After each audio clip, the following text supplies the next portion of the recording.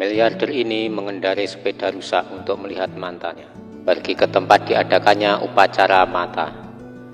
Pak Li berbohong bahwa dia hanya membuka toko kecil roti. Gadis tertawa di tempat. Terima kasih, aku tidak akan pernah pergi ke tempatmu untuk makan kue. Pak Li ingin menyapa gadis yang duduk di sebelahnya. Cewek mendengar percakapan mereka, langsung pergi tanpa membalas. Gadis kedua memiliki kesan yang baik tentang Pak Li. Tapi kalau sudah menyangkut bisnis, Pak Li masih mengatakan dia hanya membuka toko kue kecil. Ingin melihat reaksi gadis itu. Betapa banyak toko yang dimiliki bisnis Anda? Apa itu toko berantai? Aku hanya punya satu toko. Satu toko saja kah? Gadis itu buru-buru melepas celananya setelah mendengar ini. Semua orang di sana mentertawakan lelaki tua Li Supit. Manajer bicara, ingat jangan biarkan dia mengudara. Tapi tidak ada yang tahu itu. Pak Li sebenarnya presiden yang berpura-pura miskin. Sejauh ini telah memiliki puluhan bisnis. Tiba-tiba dia menangis. Ketika siaran belum dimulai, Pak Li menyelinap keluar. Tak terduga saat kehabisan, kebetulan bertemu lagi dengan HKK, orang yang selalu dia kagumi. Tidak menyangka dia datang untuk menghadiri tontonan ini. Siaran langsung dimulai. Para gadis berlomba memilih resume yang bagus. Semua tinggalkan Pak Li di satu sisi. Tidak ada seorang pun di studio yang tahu bahwa Tuan Li adalah seorang miliarder. Saat ini, Pak Li hanya berharap HKK bisa memilih untuk memikulnya. Ketika membawa acara menanyakan HKK, dia memilih tamu kedua. Sebenarnya aku sudah mengenal tamu itu sebelumnya. Aku memanggilnya Pak Li. Benarkah itu Mas Li? Gadis itu dan Pak Li tiba-tiba saling kenal beberapa hari yang lalu. Beberapa hari yang lalu gadis malang itu tiba-tiba menabrak Pak Li miliarder itu. Dari mana dia telah mencapai puncak hidupnya. Hanya beberapa menit yang lalu presiden kaya itu tidak sengaja menabrak gadis ini. Tapi dia pergi tanpa mengucapkan sepatah kata pun. Tak disangka keesokan harinya mereka bertemu lagi di bar. Baru saja bertemu dengannya dan meminta ganti rugi kepada pria itu. Tak disangka dia tiba-tiba pingsan. Gadis tak berdaya itu hanya membawa lelaki itu ke rumah sakit. Saya masih harus membayar seluruh biaya rumah sakit atas namanya. Lalu tinggalkan catatan dan tinggalkan. Dia bangun untuk melihat kertas. Aku memintanya membuat janji agar aku bisa membayar tagihan rumah sakitnya. Dia membawa sekantong kue di depan gadis itu. Keluarkan 5 juta uang tunai dan berikan padanya.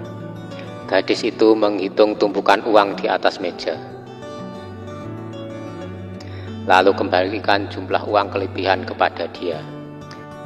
Saat ini teman sekelas gadis itu menelepon. Telepon dia besok untuk menghadiri pertemuan kelas. Kali ini gadis itu sedikit ragu, karena dia selalu dipandang rendah oleh teman-teman lamanya. Jadi dia akan meminta pria untuk berpura-pura menjadi pacar kaya, membantunya sedikit menyelamatkan muka. Tapi pria itu bilang dia hanya punya sebuah toko roti. Saya hanya penjual kue termasuk jual pangsit.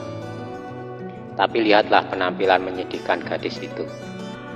Pada akhirnya dia setuju untuk mengambilnya sebagai hadiah untuknya. Hari berikutnya gadis berpakaian cerah menunggunya.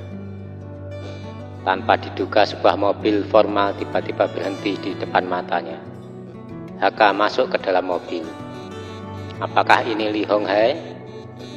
Tetapi Hong Hai mengatakan bahwa mobil ini dipinjam olehnya. Sekarang teman sekelas mengambil keuntungan dari mengejek-ngejek Yuha. Apa menurutmu aku dan HKK cocok? Aku tidak punya pintu, dia hanya menyukai orang kaya. Dapatkah dia mendapatkan pacar yang kaya? Saat itu sebuah mobil mewah datang. Tiuha dan Pak Li keluar dari mobil. Teman sekelas melihat HKK mengendarai mobil mewah dan sedikit terkejut. Tapi tetap pura-pura tidak berpikir begitu. Kemudian mereka menanyakan bisnis pacarnya. Pak Li menjawab dengan jujur setelah mendengarkannya. Saya membuka beberapa hotel bintang 5 di Afrika Selatan, di pusat kota Johannesburg. Nanti kalau ada waktu luang bisa berkunjung. Baru selesai kalimatnya, semuanya tersenyum sinis. Bahkan HKK yang duduk di sebelahnya mengira Pak Li hanyalah seorang penjual kue. Saat ini, seorang ingin menurunkan Pak Li, jadi kamu bersanda itu. Terlalu merepotkan bagimu untuk pindah ke sini dari Afrika, bukan? Benar. Saya pikir untuk membeli kapal pesiar.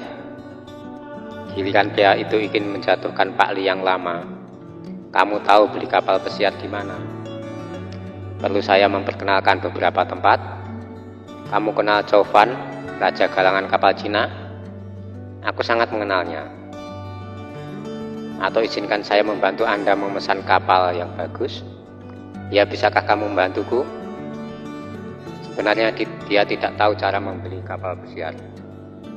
Ayah, nomor telepon itu hilang lagi. Pak Li ingin membuktikan kekuatannya, juga membuat lawan menjadi bodoh. Bilang biar aku panggil dia. Teman sekelas saat ini berwajah pucat. Ruangan tiba-tiba menjadi sunyi. Semua orang menunggu untuk melihat apa yang akan dilakukan Pak Li. Pak Chow, aku ingin membeli kapal pesiar darimu. Dapat menampung sekitar 3.000 orang. Jika ada, harganya sekitar 21 miliar untuk kembali. Oke sobat, biar saya yang urus. Aku berjanji tidak akan mengecewakanmu. Akan terlihat seperti ini. Ada juga ini. Aku punya teman bernama Van Ho, dikatakan sebagai teman baikmu. Tahukah kamu? Pasti tidak kenal. Saat ini teman sekelasnya malu. Tidak hanya bisa mempermalukan Li Tua, tapi juga membodohi dirinya sendiri. Begitu saja HKK dan Pak Li menjadi teman. Makanya dia ada di acara ini. Berpura-pura memilih Pak Li yang lama. Tujuannya adalah agar dia tidak ditertawakan semua orang. Pak Li merasa KKK tidak meremehkan statusnya sebagai penjual kue. Ini orang yang tepat untuk dijadikan pacar. Bahkan cocok untuk menikah. Bantu saya mengelola toko roti. Pak Li resmi mulai mengejar HKK. HKK selalu berpikir bahwa miliarder di depannya benar-benar bos penjual kue.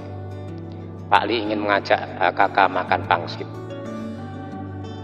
Tanpa diduga dia bilang dia hanya ingin makan kue. Makan kue kah? Ya, bawa aku ke sana.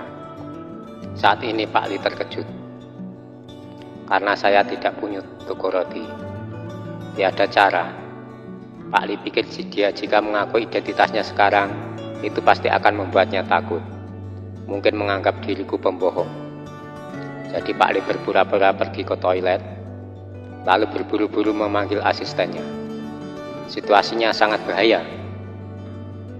HKK tiba-tiba menyebutkan bahwa dia ingin datang ke toko roti saya untuk makan pangsit. Kamu berhasil membantuku? Kenapa kamu dalam masalah? Tak bisa mengatakan yang sebenarnya kah? Jika aku jadi kamu, aku akan jujur padanya. Aku takut dia akan membenciku. Maka kamu harus menyelesaikannya dengan cepat. Asisten menutup telepon. Langsung lari mencari toko roti di mana-mana. Sementara Pak Li mencoba untuk menunda waktu menunggu berita dari asistennya. Tidak lama kemudian, asisten membeli toko pangsit dengan harga tinggi. Baru lihat pesannya, Pak Li buru-buru membawa HKK ke toko. Kemudian secara pribadi berpura-pura menjadi pemilik toko. Beroda 3 membawa HKK untuk mengantarkannya. Setelah itu, HKK semakin percaya bahwa dirinya hanya memiliki satu toko roti. Kembali ke perusahaan, asisten meminta Mr. Li untuk mengakui identitasnya. Hindari meninggalkan konsekuensi nanti. Dia akan tahu identitas asliku, tapi belum saatnya. Jika kita bertemu lagi lain kali, dia tetap tidak memandang rendah identitasnya sebagai penjual pangsit. Maka aku akan mengaku padanya. Akan menikah sebagai istri.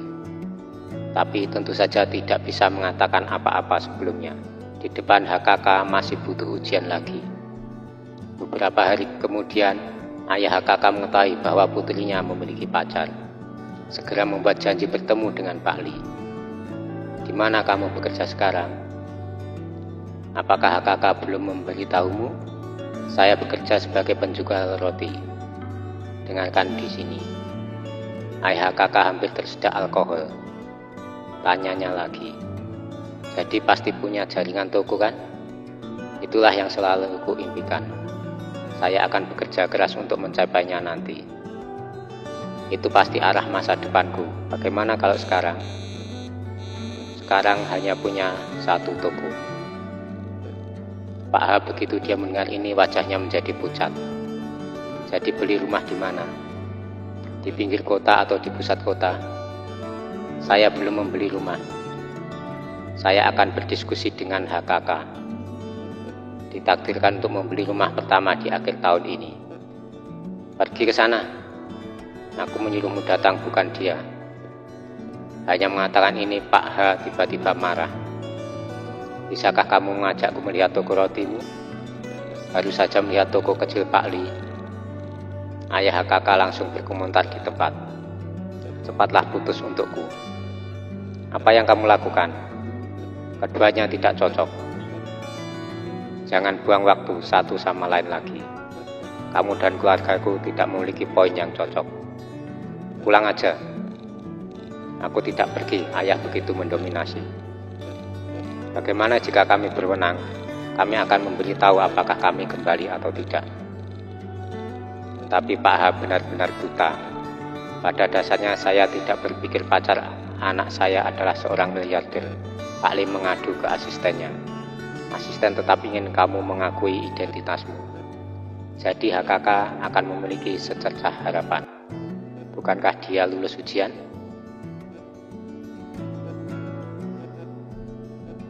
Bagaimana menurutmu? Aku bisa menerima ayah mertuaku seperti itu?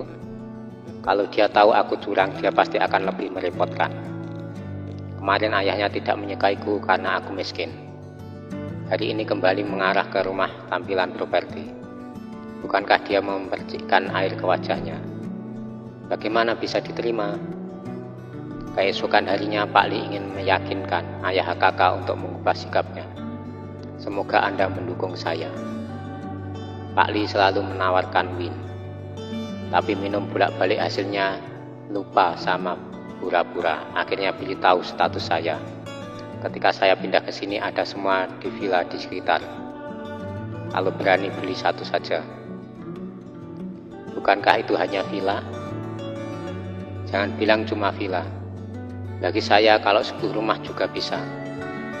Jangan berbohong. Pak H mengira dia curang. Jadi dia lebih nekat memaksa putrinya putus. Hari ini aku melihat putranya. Kalau miskin stop, sudahlah, masih suka menyombongkan diri. Sangat sia-sia. Apa yang kamu pilih? Segera pamit pada ayah. Aku bahkan tidak bisa bertemu denganmu. Bisakah kamu mendengarkanku dengan jelas? Tapi tidak menyangka HKK bertekad untuk mencintai Pak Li sampai akhir. Terus terang menolak permintaan ayah.